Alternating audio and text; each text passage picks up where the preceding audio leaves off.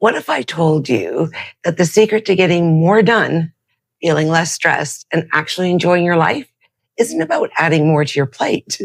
It's about throwing half of it in the trash. Yeah, I'm serious.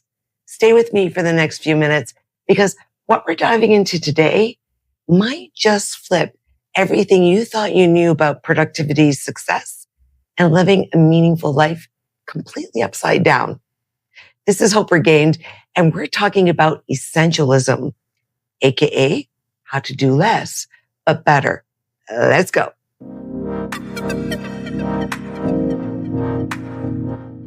Hey there, and welcome back to Hope Regained. I'm your host, Christiane Boudreau, and I'm so glad you're here, whether you're folding laundry, commuting, or just trying to escape reality for a bit. Welcome. You're in the right space. So, real talk. How many of you feel like you're constantly busy, but somehow never actually getting anywhere? Like you're running on a treadmill at full speed, sweating buckets, but when you look down, you haven't moved an inch. Of course you wouldn't. You're on a treadmill. Yeah, me too. Or at least I was too. Today, we're diving into something that honestly changed my entire approach to life, work, relationships, and just about everything. It's called essentialism. And before you roll your eyes thinking this is another minimalism lecture where I tell you to throw away your couch and live in a tiny house with 3 forks, relax. That's not what this is. Essentialism is about figuring out what truly matters and then ruthlessly eliminating everything else. It's about doing less, but doing it better. And here's the kicker. It actually works. Let me paint you a picture. It's Tuesday morning. Your alarm goes off. You immediately grab your phone and boom, 47 notifications. You haven't even brushed your teeth yet, and you're already feeling behind. You've got work emails, a text from your mom asking if you're coming to dinner on Sunday, a reminder that you volunteered to bring snacks to your kid's soccer game, 3 different group chats blowing up. And oh yeah, you promised yourself you'd start that online course you bought 6 months ago. By 9 a.m., you've already said yes to covering someone's shift, agreed to join another committee, and somehow volunteered to organize the office potluck. Sound familiar? Here's what's happening. We've been sold this lie that more is better. More opportunities, more commitments, more productivity hacks, more side hustles, more, and more. And we wonder why we're exhausted. Saying yes to everything is just a slower way of saying no to yourself. The truth is, we've become so afraid of missing out that we're missing out on everything that actually matters. We're spreading ourselves so thin that we're basically invisible. I read this stat recently that the average person makes about 35,000 decisions a day. 35,000. No wonder we're all walking around like zombies by 3 p.m., reaching for our 4th, 5th, or 6th coffee. I usually hit that about noon. But here's the thing, and this is where essentialism comes in. Not all decisions are created equal. Not all tasks matter. Not all opportunities are actually opportunities. Some things are just dressed up distractions and fancy clothing. Big question. What exactly is essentialism? That's what you're asking, right? Think of it like this. Imagine you've got a closet absolutely stuffed with clothes. We're talking packed, overflowing. You can barely close the door. But here's the weird part. Every morning you stand there saying, I don't have anything to wear. It's like your kids when they open up the fridge. Mom, there's nothing to eat. That's because buried in there are maybe about 10 pieces that you actually love and feel great in. The rest, it just takes up space. Essentialism is about finding those 10 pieces and donating the rest. I'm not talking about your clothes here. It's about creating space for what matters by removing what doesn't. Now, this concept comes from Greg McKeown's incredible book, Essentialism, The Disciplined Pursuit of Less. The core idea is this: you can do anything, but you can't do everything. Let me say that again because it's important. You can do anything, but you can't do everything. The cost of saying yes to everything is never having enough for anything.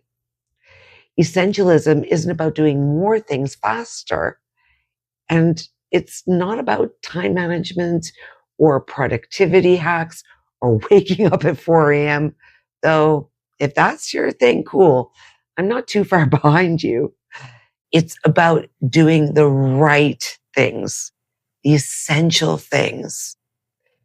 Here's a question that'll blow your mind. What if you could only do one thing for the rest of your life? Just one. What would it be? Now, I'm not saying you actually have to choose just one thing, but thinking about it forces you to get real about what actually matters to you versus what you've just been doing because, I don't know, society said so, or maybe your parents expected it. Or the other one is, it seemed like a good thing at the time. There are 3 core truths of essentialism. The first core truth is, I choose to, not I have to. When you adopt an essentialist mindset, you take back control. You recognize that almost everything is a choice. Number 2, only a few things really matter. In any situation, only a few activities will produce the majority of your results. This is the 80-20 rule on steroids. And number 3 is, I can do anything, but not everything. And that's not a limitation. That's just plain old freedom. Here's something wild I learned. Success can actually lead to failure. Wait, what?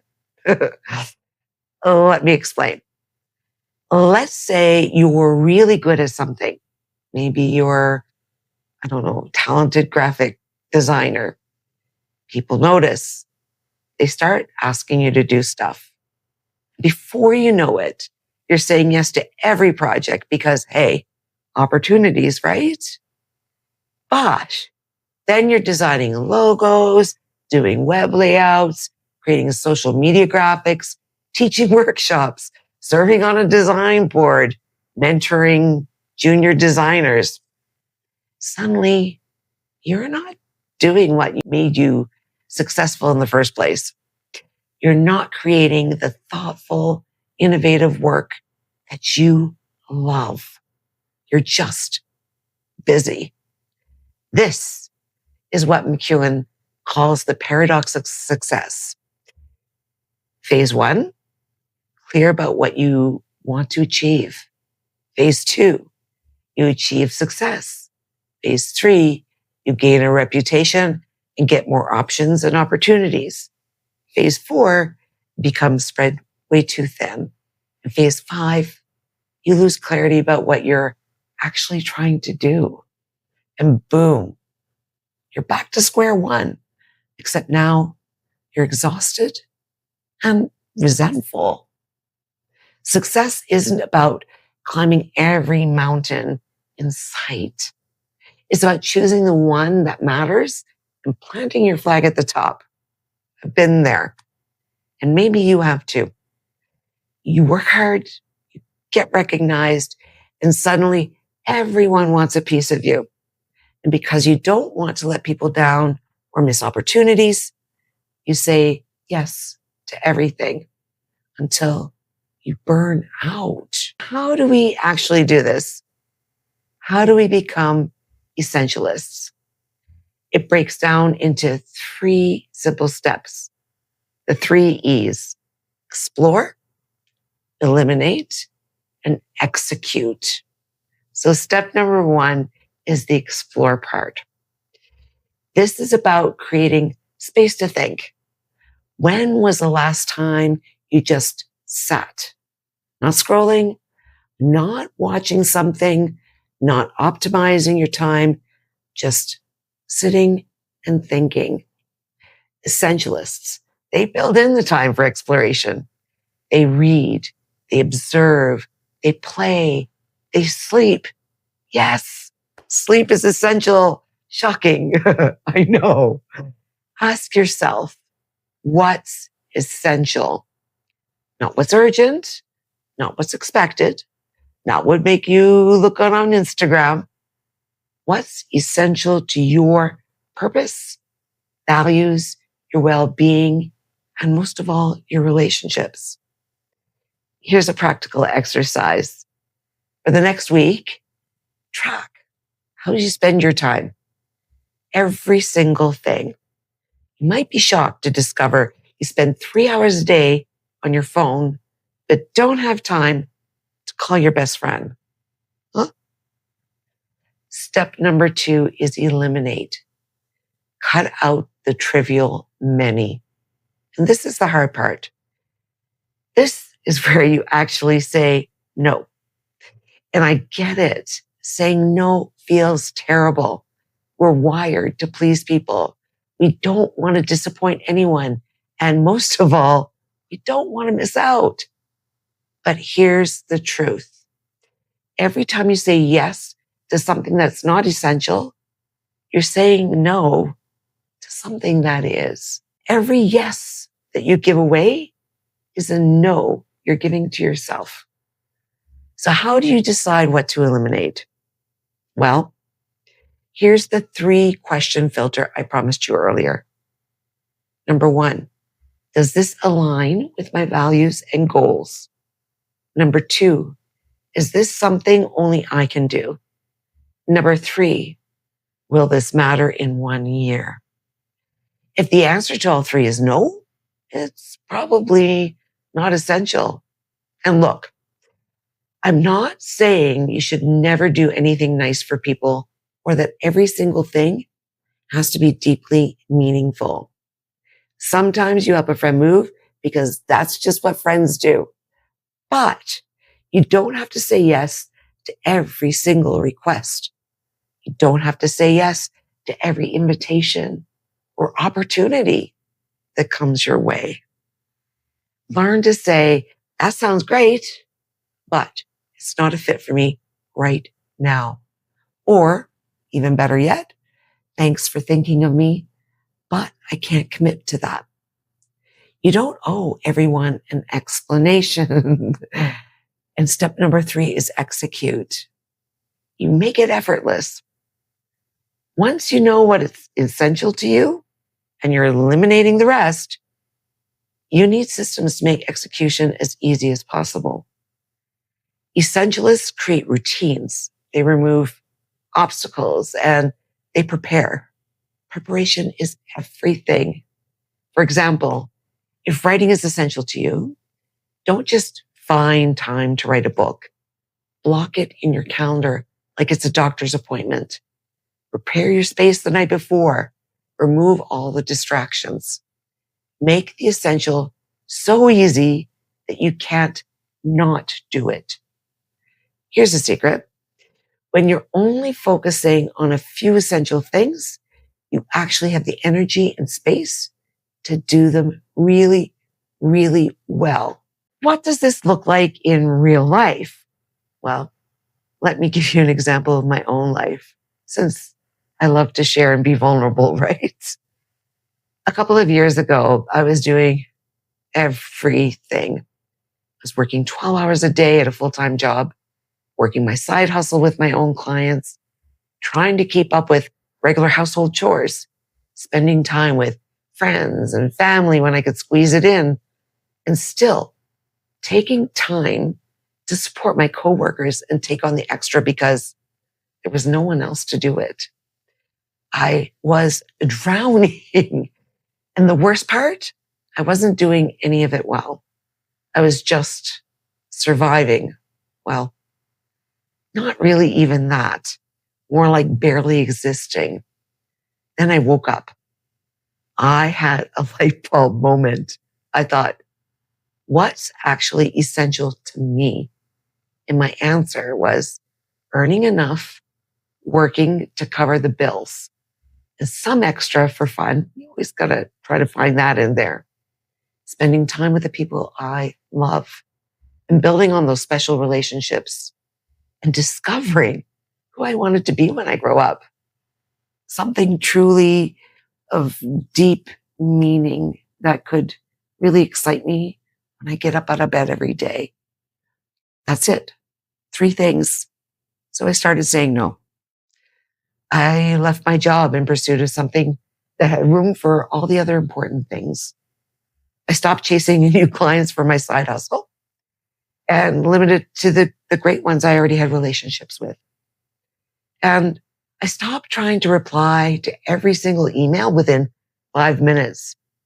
And I built in the quiet time I needed to do some deep thinking about what's coming next. You know what happened? I found a job that had realistic hours and expectations. My relationships got deeper.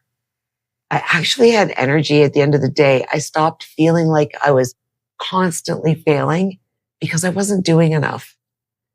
And I discovered what I wanted to pursue because I had time to figure out what I was really passionate about. When you stop chasing everything, you finally catch what matters. Look, did some people get upset? Yeah. Did I miss some opportunities? Probably. But I gained something so much more valuable. I got my life back. And here's the beautiful irony.